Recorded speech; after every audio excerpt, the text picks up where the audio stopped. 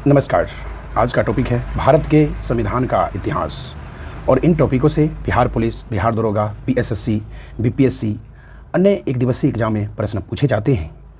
तो चलिए बिना देर किए चलते हैं आज का पहला प्रश्न की ओर। पहला प्रश्न है, निम्नलिखित में से किस अधिनियम द्वारा भारत के गवर्नर जनरल को अध्यादेश जारी करने की शक्ति प्रदान की गई है?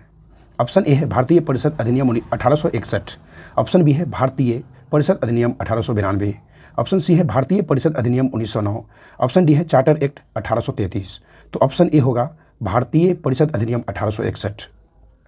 प्रश्न संख्या 2 है, भारत के गवर्नर जनरल को किस एक्ट के द्वारा अपनी समिति के निर्णयों को अस्वीकार करने का अधिकार मिला? तो ऑप्शन ए है 1784 का पिट इंडिया एक्ट, ऑप्शन बी 1786 का अमेंडमेंट एक्ट, ऑप्शन सी 1813 का चार्टर एक्ट, ऑप्शन डी है 1773 का रेगुलेटिंग एक्ट। तो ऑप्शन बी 1786 का अमेंडमेंट एक्ट।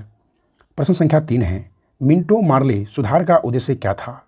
मिंटो मार्ले सुधार का उद्देश्य क्या था? तो ऑप्शन ए है युद्ध में सहयोग हेतु तैयार करना, ऑप्शन बी है पूर्ण स्वतंत्रता देना, ऑप्शन सी पृथक निर्वाचन प्रणाली, ऑप्शन डी भारतीय की भागीदारी बढ़ाना। तो ऑप्शन सी पृथक निर्वाचन प्रणाली। प्रश्न संख्या 4 है, मुसलमानों के लिए अतिरिक्त निर्वाचन मंडल प्रारंभ में किसके द्वारा लाया गया? यानी मुसलमानों के लिए अतिरिक्त निर्वाचन मंडल प्रारंभ में किसके द्वारा लाया गया? तो ऑप्शन ए है मॉन्टेग्यू चेम्सफोर्ड सुधार 1919, ऑप्शन बी भारत सरकार अधिनियम 1935, option C Cripps mission 1942, option D Morley Minto सुधार 1909। तो ऑप्शन डी मार्लो मिंटो सुधार 1909। प्रश्न संख्या 5 है, 1909 में यानी 1909 के इंडियन काउंसिलिंग एक्ट में किस बात की व्यवस्था की गई थी? तो ऑप्शन ए सांप्रदायिक प्रतिनिधित्व, ऑप्शन बी संघीय व्यवस्था, ऑप्शन सी प्रांतीय व्यवस्था, ऑप्शन डी द्वैध शासन प्रणाली। तो ऑप्शन ए सांप्रदायिक प्रतिनिधित्व। प्रश्न संख्या 6 है, मार्लो मिंटो सुधार बिल किस वर्ष में पारित किया गया? ऑप्शन ए है 1905 में, ऑप्शन बी 1909 में, ऑप्शन सी 1911 में, ऑप्शन डी 1920 में। तो ऑप्शन बी 1909।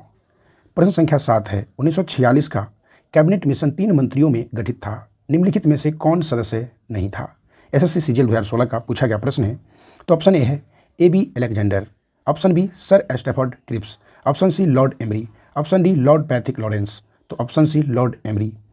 प्रश्न संख्या 8 है, कैबिनेट मिशन योजना के विषय में कौन सा सही नहीं है? तो ऑप्शन ए संविधान निर्माण का अधिकार, ऑप्शन बी प्रांतीय समूहीकरण, ऑप्शन सी भारतीय सदस्यों वाला अंतरिम मंत्रिमंडल, ऑप्शन डी पाकिस्तान की स्वीकृति। तो ऑप्शन डी पाकिस्तान की स्वीकृति। प्रश्न संख्या 9 है, भारत का संविधान लागू होने तक स्वतंत्रता के पश्चात इसका शासन किसके अंतर्गत चलाया गया? तो ऑप्शन ए है 1935 के भारत सरकार अधिनियम के अनुसार, ऑप्शन बी भारतीय नेताओं के परामर्श से बने कानून द्वारा, ऑप्शन सी इंग्लैंड के संविधान के अनुसार, ऑप्शन डी उपयुक्त में से कोई नहीं। तो ऑप्शन ए 1935 के भारत सरकार अधिनियम के अनुसार। प्रश्न संख्या 10 है, भारतीय को वर्ष 1947 में सार्वभौम सत्ता सौंपने की योजना निम्न में से किस नाम से जानी गई? तो ऑप्शन ए मिंटो मार्ले योजना, ऑप्शन बी माउंटबेटन योजना, ऑप्शन सी बेबल योजना, ऑप्शन डी डुरंट योजना। तो ऑप्शन बी माउंटबेटन योजना। प्रश्न संख्या 11 है, कौन सम्मेलन नहीं है? ऑप्शन ए है भारत सरकार अधिनियम 1935 स्वशासन, ऑप्शन बी कैबिनेट मिशन संविधान सभा का गठन, option C Simon commission Bharat विभाजन, ऑप्शन डी मार्ले मिंटो सुधार सांप्रदायिक प्रतिनिधित्व। तो option C Simon commission Bharat विभाजन। प्रश्न संख्या 12 है, बी.आर. अम्बेडकर और महात्मा गांधी के मध्य सन 1932 में हस्ताक्षरित पूना समझौते में प्रावधान था। तो ऑप्शन ए भारत के लिए डोमिनियन स्थिति बनाए जाने का, ऑप्शन बी मुसलमानों के लिए पृथक निर्वाचन क्षेत्र का, ऑप्शन सी निम्न वर्ग के लिए पृथक निर्वाचन क्षेत्र का, ऑप्शन डी है निम्न वर्ग के लिए आरक्षण सहित संयुक्त निर्वाचन क्षेत्र का। तो ऑप्शन डी निम्न वर्ग के लिए आरक्षण सहित संयुक्त निर्वाचन क्षेत्र का, ऑप्शन डी। प्रश्न संख्या 13 है, रेगुलेटिंग एक्ट पारित किया गया। तो रेगुलेटिंग एक्ट ऑप्शन ए 1773 में, ऑप्शन बी 1771 में, ऑप्शन सी 1785 में, ऑप्शन डी 1793 में। तो ऑप्शन ए 1773 में रेगुलेटिंग एक्ट पास किया गया था। प्रश्न संख्या 14 है, महारानी विक्टोरिया को भारत की सामग्री नियुक्त किया गया। तो ऑप्शन ए 1866 ईस्वी में, ऑप्शन बी 1858 ईस्वी में, ऑप्शन सी 1885 ईस्वी में, ऑप्शन डी 1875 में। तो ऑप्शन बी 1858 ईस्वी में। प्रश्न संख्या 15 है, मॉन्टेग्यू चेम्सफोर्ड सुधार में प्रावधानों का सार था।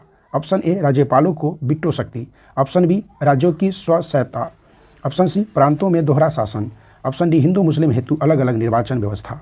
तो ऑप्शन सी प्रांतों में दोहरा शासन। प्रश्न संख्या 16 है, अखिल भारतीय महासंघ स्थापित करने का प्रावधान शामिल किया गया था। ऑप्शन ए है अगस्त प्रस्ताव 1940 में, ऑप्शन बी है भारत सरकार अधिनियम 1919 में, ऑप्शन सी कैबिनेट मिशन प्रस्ताव 1946 में, ऑप्शन डी भारत सरकार अधिनियम 1935। तो ऑप्शन डी भारत सरकार अधिनियम 1935। प्रश्न संख्या 17 है, निम्न में से किस अधिनियम ने केंद्र में द्वैत शासन प्रणाली को स्थापित किया। तो ऑप्शन ए भारत शासन अधिनियम 1935, ऑप्शन बी भारत शासन अधिनियम 1991, ऑप्शन सी भारत परिषद अधिनियम 1909, ऑप्शन डी भारत परिषद अधिनियम 1989। ऑप्शन ए भारत शासन अधिनियम 1935। प्रश्न संख्या 18 है, किस अधिनियम की प्रमुख विशेषता प्रांतीय स्वतंत्रता थी। तो option A 1858, option B 1835, option C 1919, option D 1904। तो ऑप्शन बी 1935। प्रश्न संख्या 19 है, संघीय प्रणाली का पहला प्रयास भारत सरकार अधिनियम द्वारा किया गया था, किस वर्ष। तो option A 1919, option B 1919, option C 1935, option D इनमें से कोई नहीं। तो ऑप्शन सी 1935। प्रश्न संख्या 20 है और लास्ट है आज के लिए, और यह प्रश्न बीपीएससी 2018 में पूछा गया प्रश्न है। तो भारत में सचिव का पद किसके द्वारा निर्मित किया गया था।